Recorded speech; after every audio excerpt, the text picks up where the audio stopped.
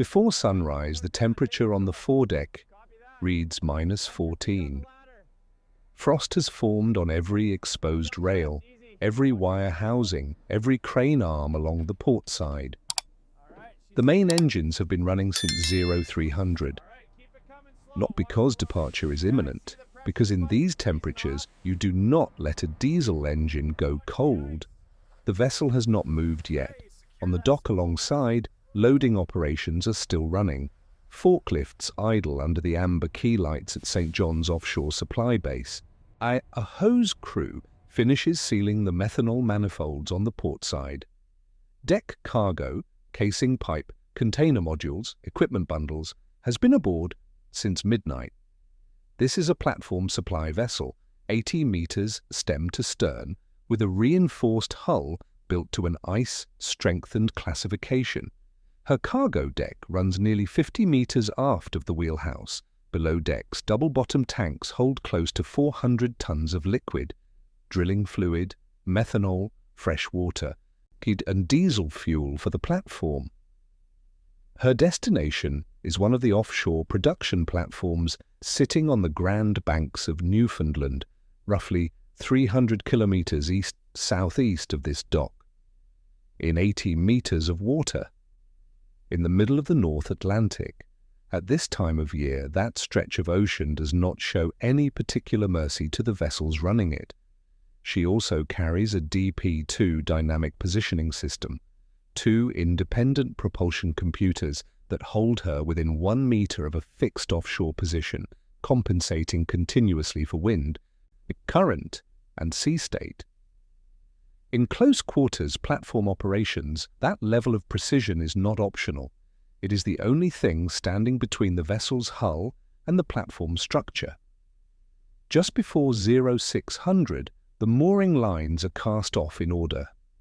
The bow thruster engages with a low vibration felt through the steel decking. The vessel eases off the berth slowly, deliberately.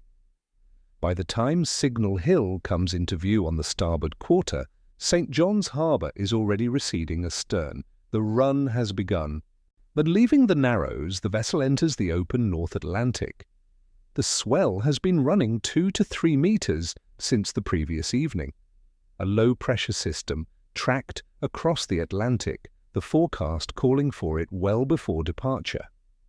The vessel begins to pitch, slow and heavy, as her loaded bow meets the first real sea. On the bridge, the officer on watch logs the conditions. Wind, 28 knots from the north-northwest. Air temperature, -11. Sea temperature, approximately 2 degrees Celsius.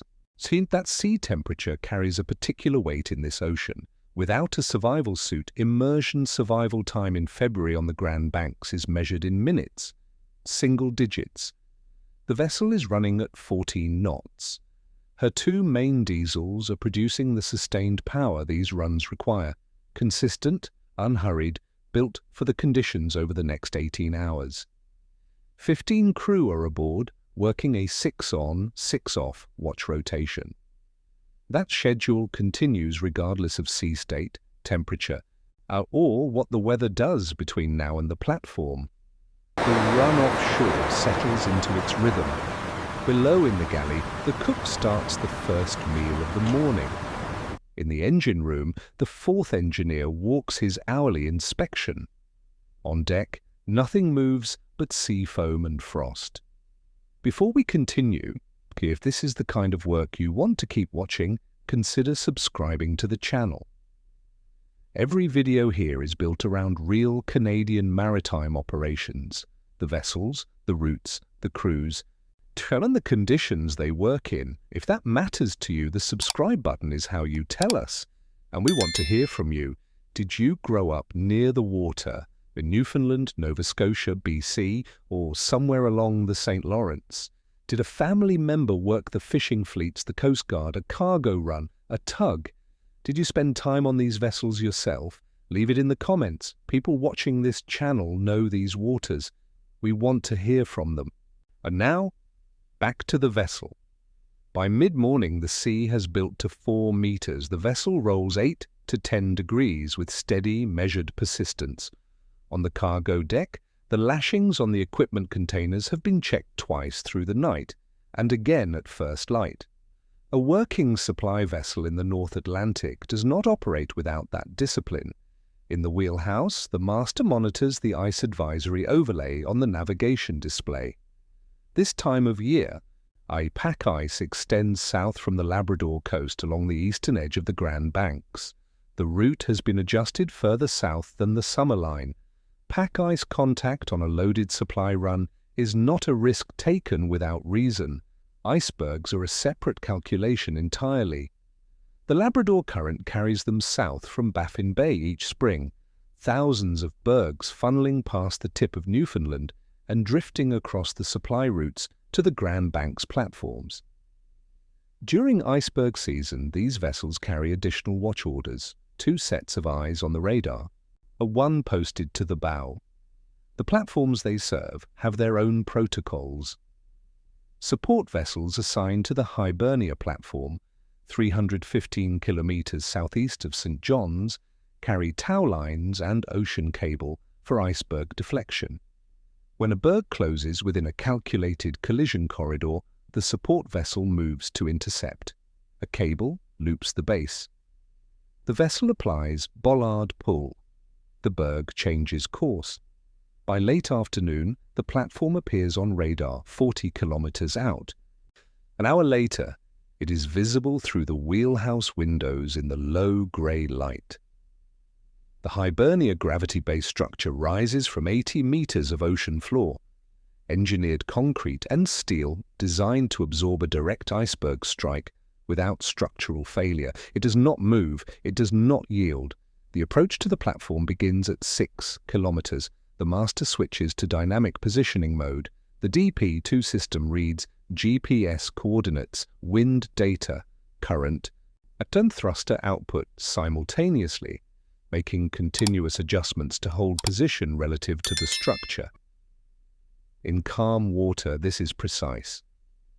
In a 3-meter swell, it is a calculation that never finishes. The platform crane operator and the vessel's deck foreman coordinate the transfer sequence by radio. Deck cargo moves first, containers and equipment lifted off the wire rope slings.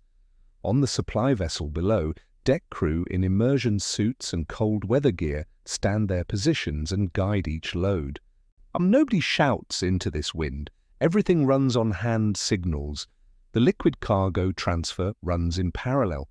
Hoses are rigged over the rail and connected to the platform's receiving manifold. The vessel begins pumping drilling fluid, thousands of litres transferred at pressure from the double-bottom tanks into the platform's storage system. Emptying the main drilling fluid cargo takes the better part of 2 hours. The vessel holds its position through all of it.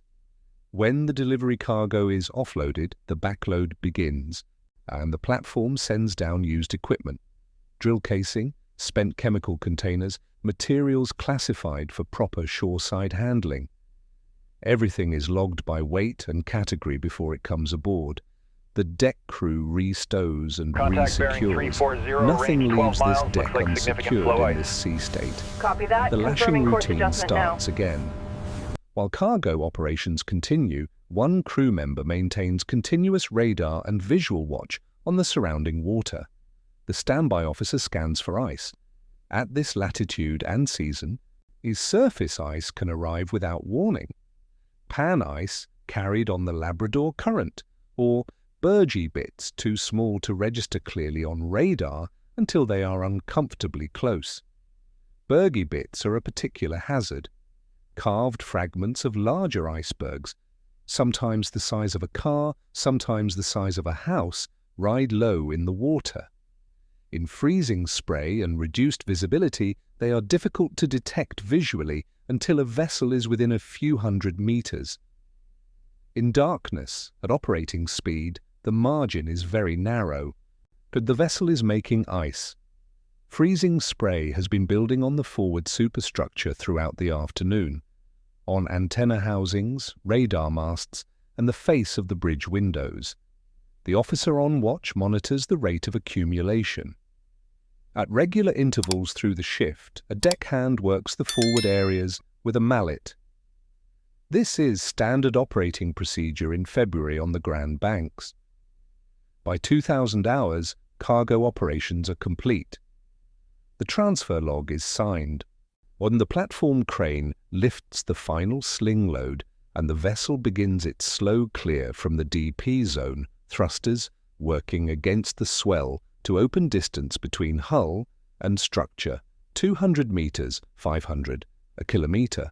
Then the heading is set for St. John's. Running light now, cargo delivered, backload secured, tanks emptied.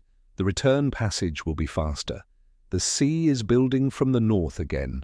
The watch changes in the wheelhouse. A different officer takes the con.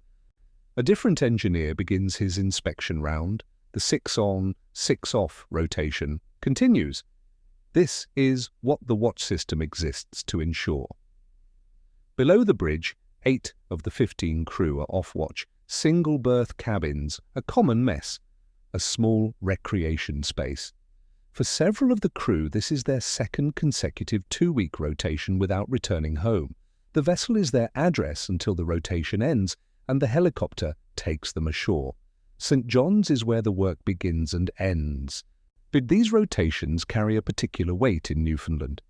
Many crew members grew up in towns along the Avalon Peninsula, Carbonear, Burin, Placentia, Harbour Grace, communities where the ocean has always been the economic logic. Grandfather fished the Grand Banks in a different kind of vessel. Father worked the supply boats. The form of the work changes, the water stays the same. The offshore oil industry on the Grand Banks has been running since Hibernia began production in November 1997. In the decades since, additional fields came online: Terra Nova, White Rose, Hebron, each requiring its own continuous supply chain. The platform support vessels servicing these fields run from St. John's year-round, in every season, in every sea state the North Atlantic produces. This work does not pause for weather. A platform running an active drilling program cannot wait 2 weeks for a weather window. The supply runs schedule around the forecast. Depart before the storm if possible. Do you hold in harbour if conditions make the run genuinely unfeasible? Run when the windows open. Operators in the region describe winter as working from one window to the next. The cargo these vessels carry is not incidental to platform operations. Drilling fluid is consumed continuously in an active well. Methanol prevents hydrate formation in the subsea flow lines. Fresh water runs process equipment. When a supply vessel is delayed by weather, the platform's production manager begins a consumption calculation. How many days of operational inventory remain? The clock runs quietly. The port of St. John's offshore supply base employs hundreds of people onshore: logistics coordinators, rigging crews, chemical technicians, transport drivers, equipment handlers. Each supply run begins long before the vessel departs: cargo planning, loading schedules, dangerous goods manifests, safety inspections. The operation on the dock is as much a part of the run as the vessel itself. The supply chain extends beyond the immediate port. It runs inland through Newfoundland to warehouses in Mount Pearl, specialist suppliers along the Trans-Canada Corridor, fabricators and repair shops whose workload is directly tied to the offshore production schedule. The supply vessels on these routes are the visible end of a logistics system that reaches across the province and into the economy behind it. The Terra Nova FPSO floats approximately 350 kilometers southeast of Newfoundland. She is 292 meters long, one of the largest floating production, storage, and offloading vessels ever built for a harsh ice environment. She requires a continuous supply chain of her own.